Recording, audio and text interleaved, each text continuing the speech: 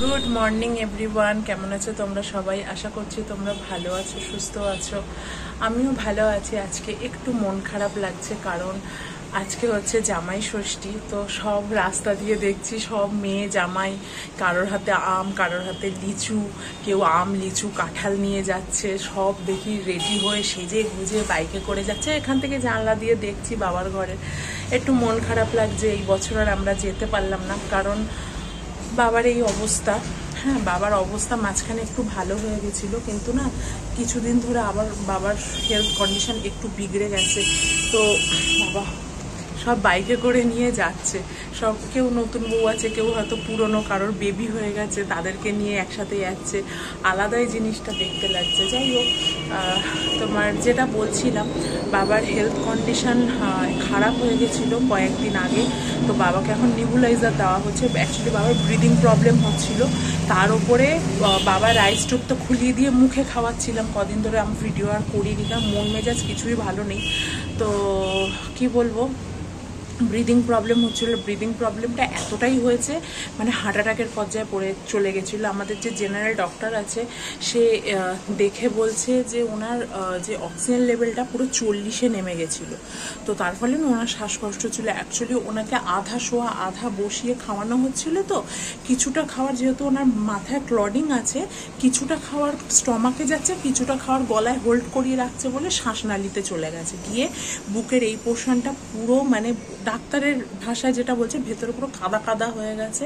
তো ওর জন্য ওনার ব্রিদিং প্রবলেমও অসুবিধা হচ্ছে, খেতেও পারেনি। ওর জন্য আবার রাইস টিউব, নাক থেকে আবার ওই যে পাইপ ঢোকানো ওটাকে রাইস টিউব বলা হয়, তো ওইটা আবার দেওয়া হয়েছে। এবারে আমরা ভাবলাম চলো রাইস টিউব দেওয়া হয়েছে আর ক্যাথিড্রাল খুলিয়ে দিয়েছি। কদিন ধরে খুব ইউরিন পাস করছিল, আবার রিসেন্ট কাল থেকে আর ইউরিন পাস করছে না। আমরা ভাবলাম মনে হয় গেল, আবার ক্যাথিড্রাল পড়াও, আবার বাবার ক্যাথিড্রাল পরিয়ে ইনফেকশন হয়ে গেছে। তার জন্য পার ডে 3টে করে ইঞ্জেকশন দেওয়া হচ্ছে। আমাদের ইঞ্জেকশন কেনা হয়েছে, আর যে ডাক্তারটা সে এসে 3 বেলা এসে ইঞ্জেকশন দিয়ে যাচ্ছে। তো আমরা ভাবলাম আবার ক্যাথিড্রাল পড়াবো, আবার ইনফেকশন হবে, আবার সেই সব এক জিনিস। মানে না কি বলবো, আমরা যে রোগগুলোকে দূর করতে চাইছি, রোগগুলো আবার যেন সেই ফিরে ফিরে আসছে। যাই হোক, কি আর করব, ক্যাথিড্রাল ভগবান আশীর্বাদে এখনও পড়ানো হয়নি, কেননা কালকে রাত্রিরে মা বললো যে আজকে সকালবেলা উঠেছে, কালকে সারা রাত্রিরে নাকি ভীষণ পরিমাণে ইউরিন পাস করেছে। কেন বুঝলাম, যেটার ওপর বাবা শুয়েছিল সেই জিনিসটা পুরো ভিজে চপচপে হয়ে গেছে, তার মানে ইউরিন পাস করেছে। ইভেন উনি যে ইউরিন পাস করবে তার জন্য হাগিজের মতনই, যে বয়স্কদের হাগিজের মতনই শিট পাওয়া যায়, হাগিজ শিট বলে, ওইও আনা হয়েছিল। কিন্তু কাল থেকে আর পড়ছে না বলে দিনই যে চেক করার জন্য আদৌ ইউরিন পাস হচ্ছে কিনা, পাস না হলে ক্যাথিড্রাল পড়াতে হবে। আর ক্যাথিড্রাল পড়ালে আবার যেমনকার ইনফেকশন তেমন। মানে বলছি না, আমাদের মানে 3 জনের মাথা পুরো পাগল পাগল অবস্থা। মানে কখন কি করব, যতক্ষণ ঘুমাচ্ছি নিশ্চিন্তে ঘুমাচ্ছি, ঘুমটা ভেঙে গেলেই না মাথায় চিন্তা হচ্ছে, এ বাবা বাবার ইউরিন পাস হলো না, এ বাবা এটা করতে পারলো না, ওটা করতে পারলো না। মানে এতটা টেনশন মাথায় কাজ করছে না, কিচ্ছু ভালো লাগছে না। যাই হোক, আমি এখন একটু বেরোচ্ছি, ঘরে আলু শেষ হয়ে গেছে। তো কৌশিক টাকা দিয়ে গেল, তো অফিস চলে গেল, তো একটু আলু আনতে যাবো। ওটাই বলছি, সবাই যাচ্ছে জামাই ষষ্ঠীতে। এই বছর আর আমাদের, মানে আগের বছরও হয়নি, কারণ আগের বছর আমার ঠাকুমার বাৎসরিক কাজ ছিল, ওর জন্য আগের বছর আর জামাই ষষ্ঠী পালন করা হয়নি। এবছর হয়নি। মা বাবা অনেকবার রিকোয়েস্ট করেছে যে আসো আসো আসো, লালটুকেও বলেছে, মানে কৌশিককেও বলেছে। আর তোমরা জানো কৌশিক লালটু একজনেরই নাম, লালটুকেও বলেছে, আবার আমাকে তো রিকোয়েস্ট করছে। না মা, এবছর যাবো না, এবছর ছেড়ে দাও, পরের বছর যা হবে দেখা যাবে। আজকে যেহেতু জামাই ষষ্ঠী, আমাদের ঘরে মাটন রান্না হচ্ছে না, কিন্তু বাবার জন্য এই রান্নাটার মধ্যে একটুখানি মটন দিয়েছি। বাবার রান্না তো আর সেরকম কিছুই না, ওই সব রকম সবজি পাতি, ভাত, তারপরে মাটন হলে মাটন বা চিকেন হলে চিকেন, সেইটা দিয়ে একেবারে সেদ্ধ করে মিক্সিতে পেস্ট করে নিয়ে তারপরে এটাকে এরকম ছাঁকনিতে ছেঁকে নিই, কারণ রাইস টিউবে দিই তো। আর ডাক্তার বলেছে বাবাকে মাটন খাওয়াতে, যেহেতু বাবার শরীরে প্রোটিনের অভাব আছে, তো ওর জন্য মাটন, এনশিওর এইসব খাওয়াতে বলেছে। তারপর ডিমের সাদা অংশ, তো সেইগুলোই দিয়ে এরকমভাবে পেস্ট বানিয়ে দিই। কিন্তু মজার কথা হচ্ছে বাবাকে যখন বলি যে বাবা আজকে তোমার জন্য মাটন রান্না করেছি, বাবা বিশ্বাস করে না, এক তো নাক দিয়ে খায়, তারপরে না উনি মানে ওনার মাথার কাজ করে না যে এটা আদৌ মাটন দিচ্ছে না কী দিচ্ছে, কারণ কোনো তো টেস্টই বুঝতে পারে না। এমনি যখন ভালো ছিল তখন মাটন কষা করে দিলে কামড়ে কামড়ে খেতে, এখন তো আর সেটা পারে না। তো বাবার সেখানে একটা কনফিউজের ব্যাপার হয়ে থাকে। যাই হোক, বাবাকে খাওয়া দাওয়া করিয়ে দিয়ে এখানে নিবুলাইজার চালিয়ে দিলাম, কেননা বাবার না মাঝে মাঝে শ্বাস টানের একটু প্রবলেম হতে শুরু করে। তো নিবুলাইজারটা দিয়ে দিলে কী হয় বলতো, বাবার শ্বাস টানটা অনেকটা কমে যায়। তো এটা ডাক্তারই সাজেস্ট করেছিল, মানে যিনি আর কি বাবাকে দেখতে আসেন বাড়িতে, কারণ বাবার পক্ষে তো এখন সম্ভব না বারবার যাওয়া, কেন গেলেই বাবাকে অ্যাম্বুলেন্সে করে নিয়ে যেতে হবে, আর অ্যাম্বুলেন্সে করে নিয়ে গেলেই বাবা না যেন আরও অসুস্থ হয়ে পড়ে, কারণ এই 3 তলা থেকে নামাতে হয় ওঠাতে হয়, সেক্ষেত্রে অসুবিধা হয়ে যায়। বাবার যখন ইউরিনটা বন্ধ হয়ে গেছিলো তখন থেকেই না বাবার গাটা আমার রীতিমতো গরম হয়েছিল। এবার ডাক্তার বলছিল যে কিডনিতে ইনফেকশন হয়েছে, ওর জন্য হয়তো গাটা গরম রয়েছে। এবার ডাক্তার করেছে কি, এতটাই গা গরম হয়ে গেছিলো, তো এই যে চ্যানেলটার মধ্যে একটা প্যারাসিটামলের ইঞ্জেকশন পুশ করেছিল। তো তারপর থেকে বাবার গা এতটা পরিমাণে ঠান্ডা হয়ে গেছে, মানে পুরো বরফের মতো গা ঠান্ডা, আর প্রচণ্ড পরিমাণে ঘেমে, মানে বুকের এই সাইডগুলো পুরো ঘেমে স্নান করে যায়। যাই হোক, আজকে গেছিলাম একটু মিও আমরেতে। তো আজকে আমাদের এই চিনার পার্কের এখানে মিও আমরের শপটা না মানে নতুন রিওপেন করেছে, ভেতরে সব কাজ চলছিল, সেই রিওপেন করেছে বলে আমি কিছু জিনিস কিনেছিলাম, তো তার সাথে এইটাকে ফ্রি দিয়েছে। এটা খাড়ি টাইপের বলে, চা দিয়ে খায়। তো এইটা সবাইকে, মানে যারা যদি একটা জিনিসও নেয় তার সাথেও এটা একটা করে ফ্রি দিচ্ছে। ইভিনিং এভরিওয়ান, এখন ঘড়িতে বাজে 6:10, আর আজকে বিকালবেলা এসেছিল আমার বাবা। অ্যাকচুয়ালি যেহেতু আমরা জামাই ষষ্ঠীতে যেতে পারিনি, বাবার জন্য মা বাবা দুজনেই প্ল্যান করে এই বাড়িতে খাওয়ার দাওয়ার সমস্ত কিছু পাঠিয়ে দিয়েছে। তোমার কি পাঠালো জানো, দাঁড়া তোমাদেরকে দেখাই। আর তার সাথে পাঠিয়েছে কৌশিকের জন্য এই গেঞ্জিটা।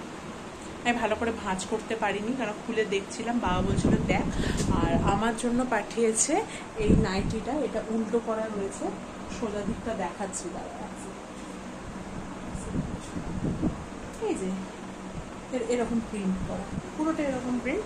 আমার জন্য একটা নাইটি আর কৌশিকের জন্য একটা গেঞ্জি পাঠিয়ে দিয়েছে। যেহেতু আমরা যাইনি সেই কারণে, যাই হোক, আর অনেক খাওয়ার দাওয়ার পাঠিয়েছে, মানে যা যা সকাল থেকে জামাইকে রিচুয়ালস হিসাবে দেওয়া হয়, যেমন চিড়ে মুরগি, তারপর আম কলা কাঁঠাল এসব দিয়েছে, আরও যা যা রান্না করেছে দুপুরে সেগুলো পাঠিয়েছে, দেখাচ্ছে। এর মধ্যে আছে এই যে চিড়ে, দাঁড়াও, এটার মধ্যে আমাদের মুরগি দেয়, তো এই যে এটার মধ্যে আছে মুরগি, আর এখানে আছে এই যে এরকম 3খানা আম রয়েছে, যেহেতু আমরা 3 জন এখন আছি, বাবা তো এসব খেতে পারবে না। আর এই যে কলা পাঠিয়েছে, সব 3টে করেই দিয়েছে, কৌশিকের একটা, আমার একটা, ওর মায়ের একটা। তো এখানে সব রয়েছে। আর এইখানে রয়েছে, দাঁড়াও দেখাই, এটা এইখানে রেখেছি, ঠান্ডা হলে ফ্রিজে তুলে দেবো।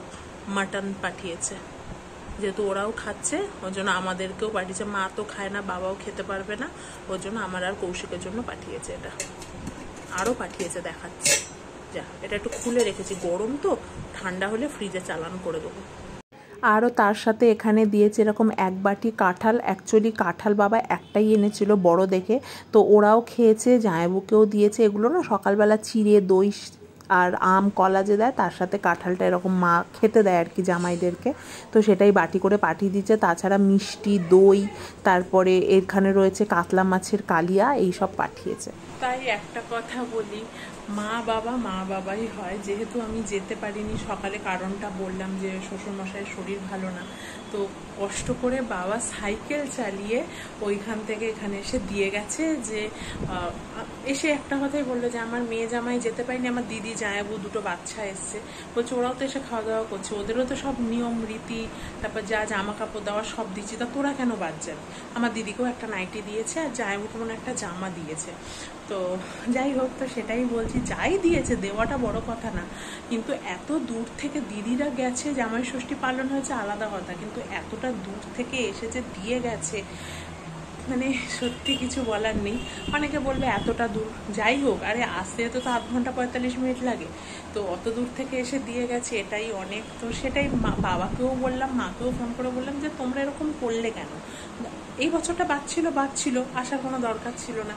বলছে না, এখন তো এই বাড়িতে সেলিব্রেট হচ্ছে, তোরা কেন বাদ যাবি, পরের বছর সে আমরা বেঁচে থাকি না থাকি তোরা আসবি, সে আলাদা কথা, কিন্তু এই বছরটা যেন মিস না যায়, ওর জন্য দিয়ে গেল। তাই বলি মা বাবাই হয়, এদের বিকল্প আর কোথাও পাওয়া যায় না, কোথাও না, সে যত বড়ই যে হোক, মা বাবা সত্যি মা বাবা, সে যারই হোক, আমার হোক, কৌশিকের হোক, যার কাছে যার বাবা তার কাছে তার বাবা মা ভালো, এটাই হচ্ছে ব্যাপার। যাই হোক, একটু ইমোশনালও হয়ে পড়েছিলাম একটু আগে, যে যেতে পারিনি তবু বাড়ি পৌঁছে এসে দিয়ে গেছে। আমরা হয়তো আমার বাবা মাকে এত করতে পারবো না, যে আসেনি চলো ঠিক আছে, কিন্তু এই বাড়ি এসে দিয়ে যাওয়া এটা হয়তো আমাদের মাথাতেই আসবে না। বাবা এসছিল, বাবাকে যাই হোক হাতের কাছে যা ছিল টুকিটাকি সব কিছু গুছিয়ে গাছিয়ে দিলাম, করে দিলাম, কেন আসবে তো আমি জানতাম না, আচমকা এসছে, তো টুকিটাকি যা ছিল কিছুটা রান্না করে দিলাম, কিছুটা বাবা খেয়ে আসেনি, কারণ বাবা খেয়ে আসলে না সাইকেল চালাতে পারে না। তো যাই হোক, যেইটুকানি পেরেছি করেছি, মানে উপস্থিত বুদ্ধি লাগিয়ে যেইটুকানি পেরেছি করেছি। আর এই জায়গাটার না মনে হচ্ছে সেলাই খুলে গেছে, যাই হোক এটা একটু স্টিচ করে নিতে হবে, কারণ এখন নাইটি কিনতে যাওয়ার সময়ও নেই, যদি যাই পরের সপ্তাহে যাব, এই সপ্তাহে আর যাবো না, কারণ এই নাইটির আমার প্রত্যেকটা নাইটি কোথাও না কোথাও থেকে না সেলাই খুলে গেছে, একটা এখানে খুলেছে, আর একটা নাইটির এই যে হাতার এই জায়গাটা খুলেছে, ঘরে একটুখানি স্টিচ করে নেবো, এইটুখানি ছিঁড়েছে বলে যে ফেলে দিতে হবে তার তো কোনো মানে নেই। যাই হোক চলো, এখন এই খাটটা গুছাই, খাটটার অবস্থা পুরো একদম বিচ্ছিরি, ছড়িয়ে ছিটিয়ে রয়েছে, খাটটাকে একটু গুছিয়ে, মুখটা কি কালো লাগছে, এই কালো মুখটা এত কালো তো আমি এমনি, আরও গরম লাগলে না ঘামলে না আরও মুখটা কালো হয়েছে, একটু টুকটাক করে গুছাই। এই নাইটিটা পরে আজকে সন্ধে দিলাম, যেহেতু নতুন নাইটি পরে ওর জন্য সন্ধে দিলাম। যাই হোক চলো একটু রেস্ট করি, একটু শুই, বাবাকে সন্ধ্যেবেলা এনশিওর খাওয়ানো হয়ে গেছে, এখন বাবা বসে আছে, মানে ডাক্তার বেশিরভাগ টাইমে এখন বসিয়ে রাখতে বলেছে, তো ওর জন্য বসে আছে, বাবা থাক, আমি এখন একটু করে শুই, কারণ সারা দুপুর শুতেও পারিনি। তারপরে আমার বাবাও এসেছিল, কথা বললাম, বাবাকে আগিয়ে দেওয়ার সময় নিচে দাঁড়িয়ে অনেকক্ষণ গল্প করলাম, এখন একটু রেস্ট করি, আবার উঠে দেখি কি কাজ করার থাকে। বাবার আবার খাওয়ার রেডি করা আছে, গরম করে আবার 8টার সময় খাওয়াবো, এখন বাজে 6:20, 8টার সময় আবার খাওয়াবো বাবাকে। চলো একটু রেস্ট করি। নেবুলাইজারের এই মেশিনটা 2 দিন হয়েছে আনা হয়েছে, আর তার মধ্যে না এই যে পাইপটা, যাই না মেশিনটা যখন গরম হয়ে যায় পাইপটা না ফটফট করে খুলে যায়, আর খুলে গেলে বাবার ওই যে ওষুধটা যে মানে কি বলবো স্টিম হয়ে যে ভেতরে ঢুকছে সেইটা প্রবলেম হয়ে যায়, বারবার এত পরিমাণে খুলে যায় না, ভীষণ মানে প্রচণ্ড পরিমাণে প্রবলেম হচ্ছে। আর আজকে যেহেতু জামাই ষষ্ঠী, আমরা তো জানতাম না যে বাবা এরকম বিকালবেলা খাবার দাবার আনবে, তো কৌশিক বলে গেছিলো রাত্রিবেলা বিরিয়ানি আনবে, কেননা সবাই জামাই ষষ্ঠী খাচ্ছে, আমরা যেহেতু যেতে পারিনি ওর জন্য এখানে বিরিয়ানি আনা হয়েছে। মা খেয়েছে ভাত, কেননা মা তো বিরিয়ানি মাংস এসব খায় না, ইভেন মা বিরিয়ানির চালও খায় না, এটাই হচ্ছে, আর বাবা তো খেতেই পারবে না, ওর জন্য এখানে দুজনের দুটো মাটন বিরিয়ানি আনা হয়েছে, তো সেটাই এখন জামাই ষষ্ঠীর স্পেশাল খাচ্ছি। আর যেহেতু বাবার বলছে, ডাক্তার বলছে যে পেট গরম হয়ে গেছে বা কিডনিতে ইনফেকশন হয়েছে, ওর জন্য এখানে মৌরি আর বাতাসা ভিজিয়ে রাখছি, তো বাবার জন্য 1 গ্লাস ভিজিয়ে রাখলাম আর আমার জন্য 1 গ্লাস ভিজিয়ে রাখলাম, বাবাকেও কাল সকালবেলা দেবো, আমিও খেয়ে নেবো। আর এই টেবিলটা পুরো বাবার সরঞ্জামে ভর্তি, এক জায়গায় এনশিওর, এক জায়গায় সিরিঞ্চি, আর এক জায়গায় তোমার এই মৌরি, সব একদম আলু থালু অবস্থায় পড়ে রয়েছে। আর এখন যেই বাবাকে দেখতে আসছে সেই একটা করে এরকমভাবে হরলিক্সের প্যাকেট নিয়ে আসছে, মানে হরলিক্সের পুরো মেলা লেগে গেছে আমাদের ঘরে। যাই হোক চলো আজকের মতো ভিডিওটা এই পর্যন্তই, কারণ এবারে শুয়ে পড়বো, আর শরীর দিচ্ছে না, সেই সকাল থেকে উঠে যুদ্ধ শুরু হয় আর এই রাত্রিরের যুদ্ধ শেষ হয়, গ্লাসটা এক্ষুনি পড়ে যাচ্ছিলো হাত থেকে। যাই হোক চলো আজকের মতো ভিডিওটা এই পর্যন্তই, আবার দেখা হবে নতুন একটা ব্লগের সাথে, তোমরা সবাই ভালো থেকো, সুস্থ থেকো, টাটা।